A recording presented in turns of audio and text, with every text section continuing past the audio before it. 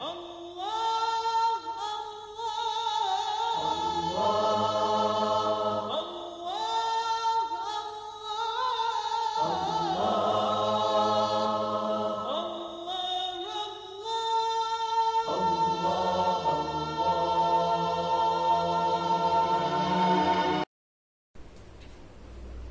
باللہ من الشیطان الرجیم بسم اللہ الرحمن الرحیم۔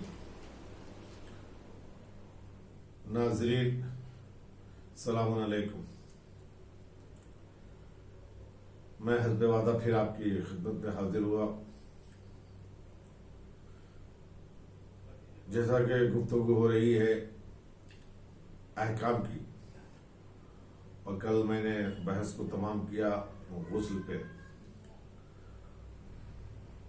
کچھ غسل جو عورتوں سے مخصوص ہے اس کا وہ بیان کرنا مناسب نہیں سمجھتا، اس لیے اسے چھوڑ کر آج گفتگو کی جائے گی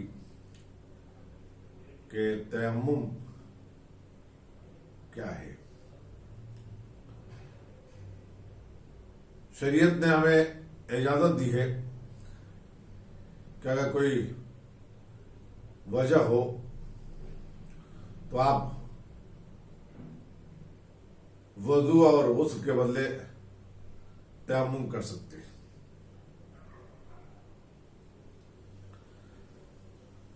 کچھ مقامات ہیں جہاں آپ وضو یا غسل کے بجائے تیمم کر سکتے ہیں، اسے میں جلدی آپ کے سامنے بیان کر دوں۔ ایک، وضو یا غسل کے لیے جتنا مقدار پانی کی ضرورت ہے اتنا پانی نہ ہو تو آپ تیمم کر لیں۔ دوسرا، پانی تک رسائی نہ ہو، یعنی پانی موجود ہو لیکن آپ وہاں تک نہیں پہنچ سکتے، جیسے کنویں میں پانی ہے لیکن آپ اسے نہیں نکال سکتے، تو وہاں پر آپ تیمم کر لیں۔ یا پانی آپ کے لیے استعمال کرنا آپ کے مرض میں اضافے کا سبب بن جائے یا آپ اس سے مریض ہو جائے تو آپ وضو یا غسل کے بدلے تیمم کر لیں۔ یا پانی کا مقدار اتنا کم ہو کہ یا وضو یا غسل کریں یا اپنی پیاس کو بجھائیں تو آپ پانی سے اپنی پیاس کو بجھا لیں اور وضو یا غسل کے جگہ پر تیمم کر لیں۔ بدن یا لباس نجس ہو اور پانی اتنا کم ہو کہ یا تو بدن یا لباس سے نجاست کو زائل کیا جائے یا وضو اور غسل کیا جائے، تو وہاں پر آپ نجاسات کو دور کریں اور وضو کے بدلے تیمم کر لیں۔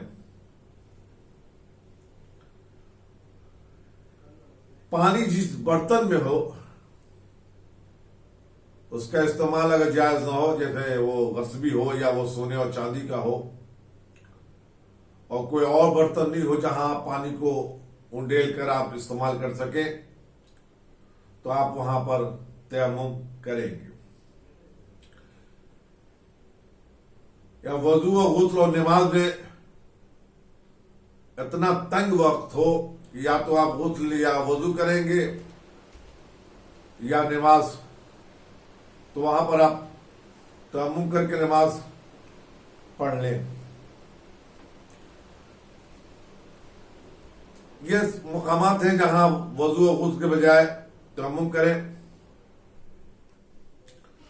اور وہ چیزیں جس پر تیمم کی جا سکتی ہے، تیمم کیا جا سکتا ہے جن مقامات پر، وہ تو آپ نے سن لیا۔ اب کس چیز پر تیمم کیا جائے، تو مٹی، ریت، ڈھیلا یا وہ پتھر جو پکا نہ ہو اس پر تیمم کر سکتے ہیں۔ اب تیمم کیسے کیا جائے، اس میں 4 چیزیں واجب ہیں۔ ایک تو آپ نیت کریں گے کہ وضو کرتا ہوں، تیمم کرتا ہوں وضو کے بدلے یا غسل کے بدلے قربتاً الی اللہ۔ اس کا دونوں ہاتھ کو اس جگہ پر ایک ساتھ ماریں گے جس پر تیمم ہو سکتا ہے۔ اس کے بعد دونوں ہاتھوں کو پیشانی کا مسح کریں گے، پیشانی پر پھیریں گے،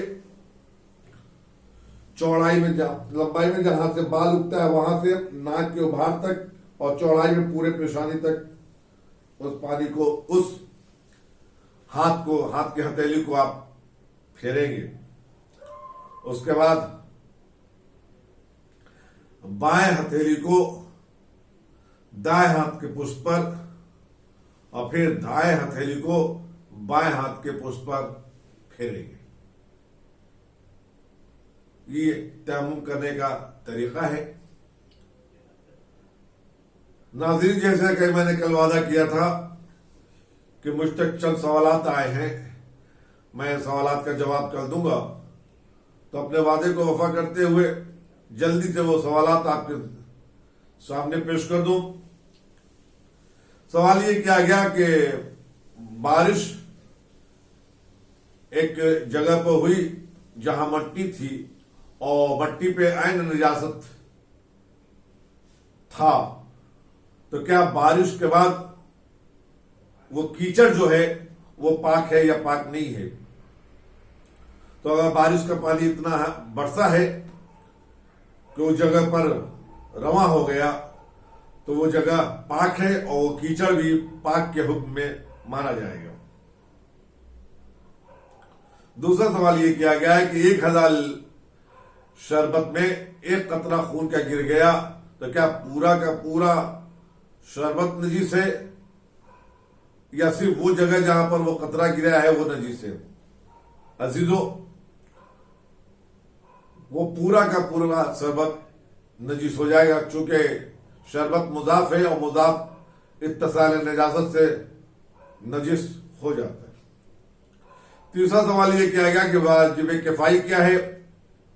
ناظرین، ایک واجب عینی ہوتا ہے، ایک واجب تخیری ہوتا ہے، ایک واجب کفائی ہوتا ہے۔ واجب عینی یعنی ہر ایک فرد پر وہ چیز واجب ہے، جیسے نماز، روزہ، حج، زکوٰۃ، خمس۔ یہ واجب عینی ہے جو ہر مرد ہو یا عورت ہو، شریعت نے اس کے اوپر واجب قرار دیا ہے۔ واجب تخیری اسے کہتے ہیں کہ دو چیزوں میں ایک چیز آپ کے اختیار میں، چاہے اسے انجام دے یا اسے انجام دے، جیسے نماز جمعہ۔ نماز جمعہ واجب تخیری ہے، یا تو آپ نماز جمعہ پڑھیں یا پھر ظہر پڑھیں۔ واجب کفائی اس واجب کو کہتے ہیں کہ وہ سب پر واجب ہوتا ہے، لیکن اگر کسی ایک نے بھی اسے انجام دے دیا تو اور سب سے وہ ساقط ہو جاتا ہے۔ سوال کیا گیا کہ کیا میت کو روح قبلہ کا حکم صرف مومن کے لیے ہے؟ نہیں، یہ حکم سارے مسلمانوں کے لیے ہے کہ مستحب ہے کہ وقت مرگ مرنے والے کا چہرہ قبلے کی رخ کر دیا جائے۔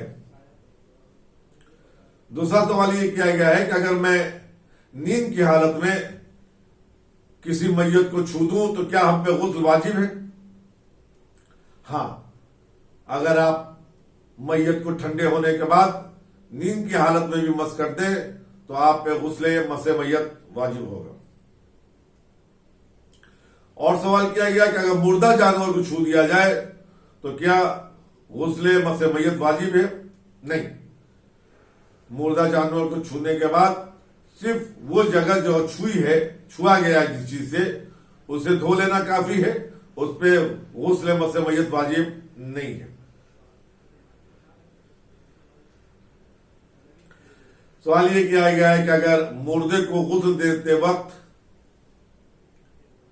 کوئی مرد نہ ملے تو کیا حکم ہے؟ دیکھیے، حکم یہ ہے کہ مرد کو اور عورت کو غسل دے۔